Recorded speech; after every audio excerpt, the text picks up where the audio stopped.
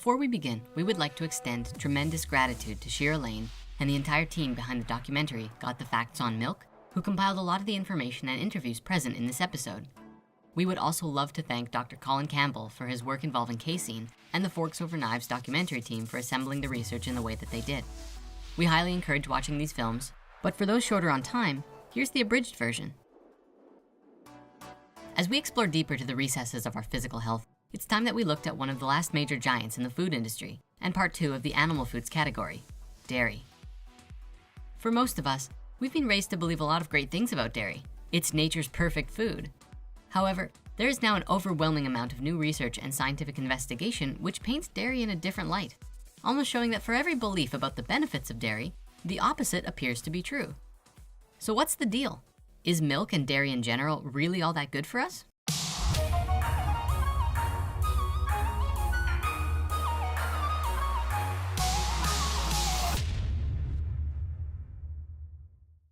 As with the last video, before we begin, we'd like to establish the following critical points. Firstly, we're talking about dairy today to share the scientific results that have been gathered regarding the effects of dairy on our health. As usual, we won't tell you what to eat or not to eat, just outline the research and let you decide for yourself. Second, we want to encourage you to listen to your body and do what feels right for you, always. And finally, we're presenting this information to bring awareness and love to the topic of food and health. Our focus today is specifically on dairy and health, rather than vilifying the dairy industry or making bad guys out of farmers, though we will be touching on the common practices in the industry in order to get the complete picture of what is going on. Shall we begin? The production of milk. In order for a cow to give milk, she has to give birth to a baby calf. This starts the lactation process. Immediately after birth, the calves are separated from their mothers. Most female calves become replacement milking cows, and male calves often become veal. The calf goes and lives in its own little house, which is a measure to prevent disease, and the mother can't stay with the calf anyways because she's gotta milk. She has all of this milk for her calf that she has to give, which the farmers then hook up to machines to do the milking for them. This process goes until the mamas cannot meet their quota anymore, and they are sent to the slaughter to become beef. The calf then is fed not by her mother's milk, but with the industry's produced unsellable milk, which is milk with high levels of infection, which the companies deem not fit for sale to humans. What happens to the milk from the sick cow? Those we actually, what we do, we pasteurize that and feed that to the babies. The mothers will often also be injected with a hormonal additive called BST, or bovine somatropin, also called recombinant bovine growth hormone, which shortens to RGBH, which reports to increase milk production by 10%, but also has received criticism from scientists, farmers, and consumers due to making the cows sick and the dairy products becoming unhealthier for consumption by increasing risk of cancer from high levels of IGF-1, which is insulin-like growth factors. Canada and Europe have banned the use of RGBH. However, in the United States, its use is common practice, and the FDA has banned labeling milk as RGBH-free, so it's very difficult to tell what milk is safe to drink at all. The cows are also then often injected with antibiotics, which then makes its way into the milk that we drink.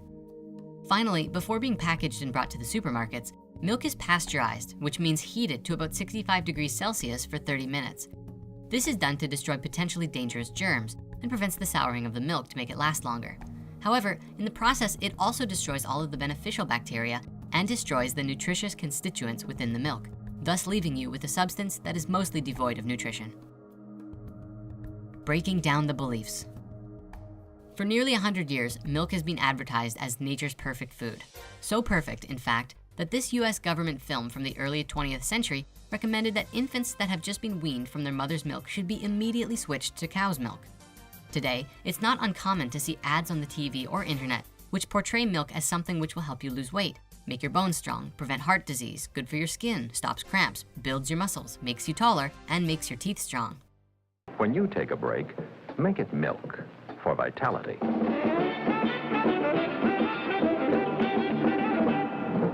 But the truth seems stranger than fiction. New research and investigation by many prominent nutritionists, doctors, and physicians have strongly linked dairy to causing eczema, arthritis, osteoporosis, prostate cancer, breast cancer, asthma, and acne. There have also been reports linking dairy to childhood diabetes, intestinal bleeding, bovine leukemia, which is an AIDS-like virus, as well as heart disease, anemia, and increased allergies, which is basically the opposite of everything that we believe to be true about it. So how can that be? In order to understand the answer to this question, we have to take a step back and objectively ask, what is dairy? and what is really going on in our bodies when we consume it. Breaking down dairy. Milk in general is a very interesting topic from the perspective that we, humans, are the only creature that drinks milk beyond the age of weaning. Perhaps what's even stranger is that we get it from another species entirely. And strangest of all is probably that biologically, our bodies are not even designed to process dairy. Following our evolution, it doesn't seem to make sense why we do it. When we look back to where and when dairy started, it appears to have begun in Central Europe, probably about 7,500 years ago or earlier. And one theory for why it started suggests that it began for the vitamin D, which normally comes from the sunlight, but where in certain northern latitudes there isn't much sunlight all year round. The word dairy is actually a name coined hundreds of years ago for a building or environment used for the production of butter and cheese, and which since has been adapted to describe all animal milk related products, particularly cows, but also goat, sheep, and even camel. Contained in the milk are a number of different ingredients. There's water, carbohydrates mostly in the form of lactose. There are two main protein categories, caseins and whey proteins. Then there are fats, vitamins and minerals, hormones and growth factors, and finally, there are white blood cells. Let's take a closer look here. Lactose. Lactose is actually a sugar, milk sugar, and comprised of two molecules, glucose attached to galactose. When mammal babies are born, we have an enzyme in our system called lactase, which breaks these two molecules apart, and we absorb them individually. After the age of weaning, however, that enzyme is lost because we no longer need or use it. This is a justifiable explanation for why 75% of the world's population are lactose intolerant. Biologically, we're not supposed to be digesting it. When a sugar is consumed that the bowels cannot digest, it goes first through the small intestines where it's supposed to be digested but isn't. Then it goes into the large intestines and ultimately just sits there, giving you gas and cramps. This also often causes diarrhea because the high sugar content draws water into the bowels. A small percentage of the human population, however, in the genetic chain have experienced a mutation in the LTC gene, which allows for the digestion of lactose as adults.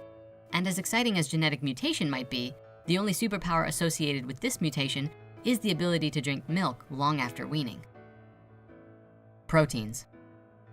The next category we're going to focus on with the ingredients in milk are the proteins, called caseins and whey, in a ratio of 80% casein and 20% whey, close to the opposite of what the human breast milk protein ratio is. What's very interesting, however, is that it's these proteins which scientists are linking heavily to the creation of cancer in the human body when consumed. One scientist who has done extensive work on casein and animal protein is Dr. Colin Campbell, whose work we touched on before with the China study.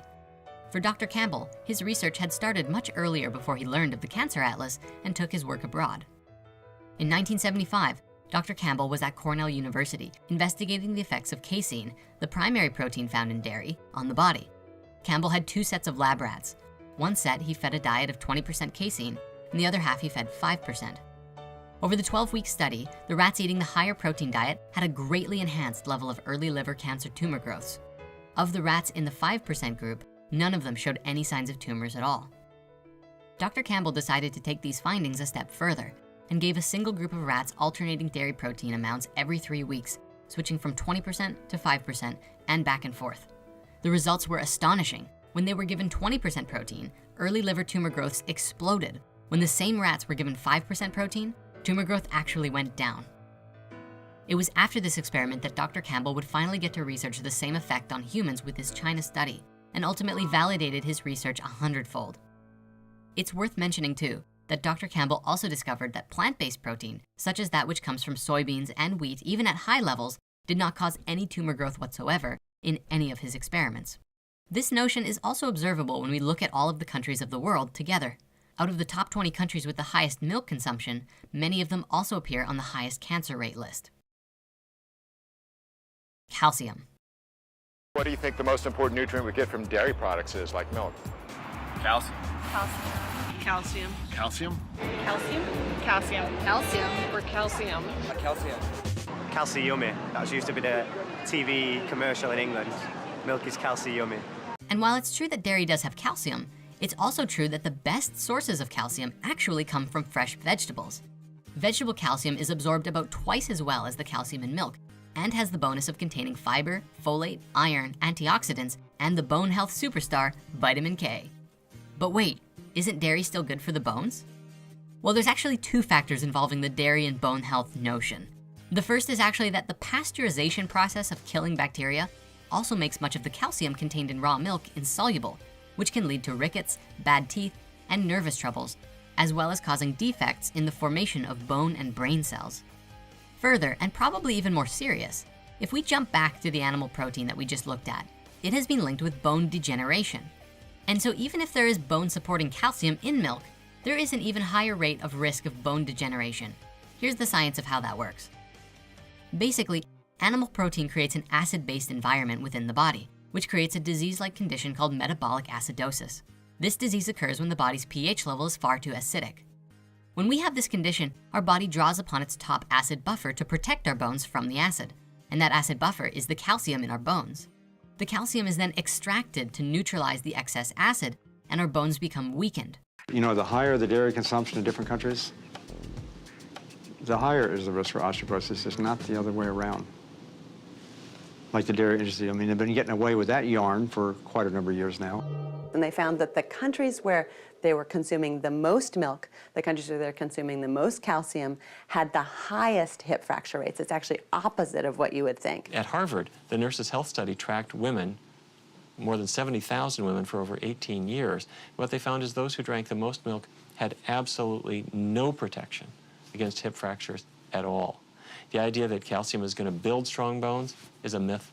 As the science of this was discovered, many national health organizations turned to defend the health benefits of milk by recommending that we consume low-fat dairy products.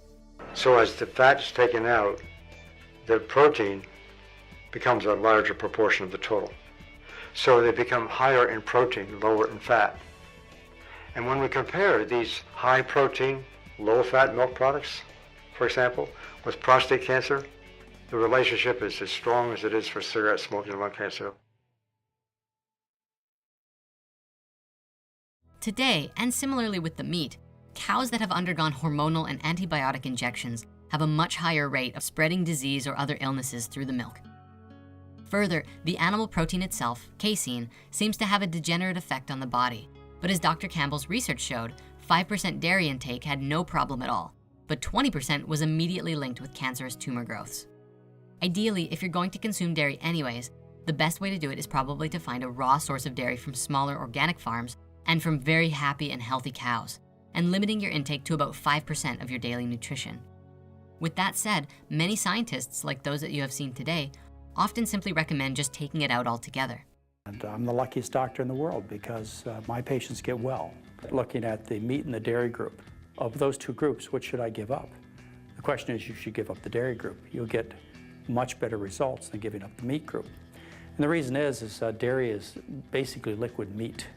They're very similar in their nutritional makeup, but dairy has some extra problems, allergy problems, autoimmune diseases that it cause. Now, there's actually a lot more to share on this topic of dairy, but we're hitting our time limit for today. So if you really want to go deep, we highly recommend watching these documentaries that we mentioned at the beginning. And of course, don't forget to check out our sources in the comments. Thanks for watching, and see you next time.